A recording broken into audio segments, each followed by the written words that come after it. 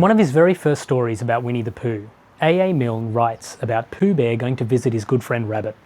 Rabbit lives in a treehouse, and so Winnie the Pooh goes there and has lunch with him.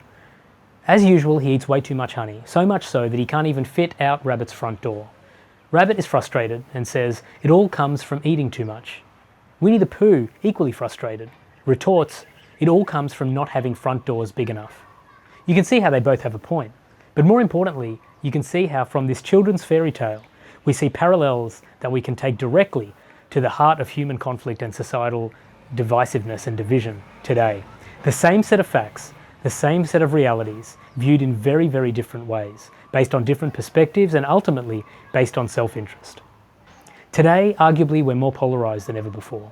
It takes form culturally, socially, politically, economically. We see it in our political views, we see it between religious organizations, we see polarization between racial groups, and we even see it, sadly, within families and within workplaces.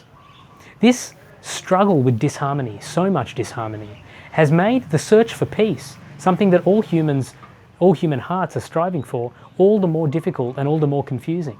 Where did we go wrong? We're advancing in so many other aspects of the quality of human life and human innovation, and yet we struggle to find peace. Maybe we've misconceived or twisted what peace is actually supposed to be. Maybe we've reduced peace to a one-dimensional avoidance of disharmony, rather than a search for something more holistic and relational. Maybe we need a new conception of peace. Certainly today, we're so very far from that when we look at the world around us. There's more vitriol, there's more hostility, and there's more division than there was ever before.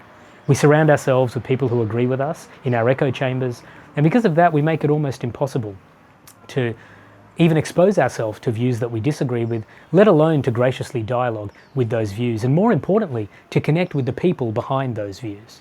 Increasingly, we take perspectives and how we feel about those perspectives that we don't like, and we connect them with how we feel about the people who hold those perspectives.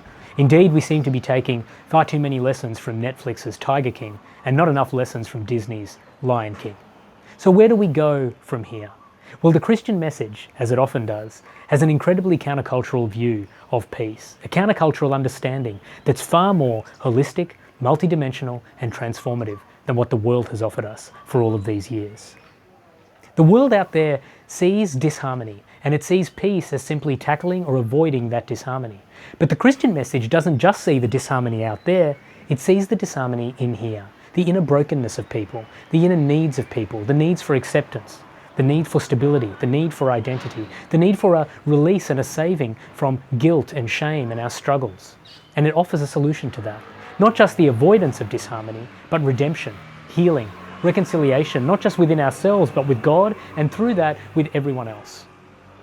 In Lamentations, the book of the Old Testament in chapter 3, we see this come to life. We see the author talking about disharmony, this inner disharmony, not the outer disharmony. And he says, "When I cried out for help, Lord, you came near, and you said to me, do not fear. Then you took up my case, and you redeemed my whole life." Not you took up my case and you won this argument, or you took up my case and you mediated some kind of a peaceful agreement that avoided conflict. No, you took up my case and you redeemed my whole life. This is a God of redemption. This is a God of healing. We see it again in the Gospel of Luke, in Zechariah's song, when he's talking about Jesus, this beautiful poem after John the Baptist is born. He's talking about Jesus, the risen Son, and then he says so powerfully at the end, this Jesus has come so that he can shine light on those living in darkness and guide our feet into the paths of peace. It's a countercultural peace. It's a peace that passes and transcends all human understanding. But it's a peace that when we look at our world and we look at ourselves, we so badly need today. Not just the avoiding of external disharmony, but the redemption and the healing internally and the achievement of inner peace through the gift of God, through a relationship with Jesus Christ. After which we are then empowered to go and pour out the love of Jesus and transform the world around us by working towards the external peace that we all want to see.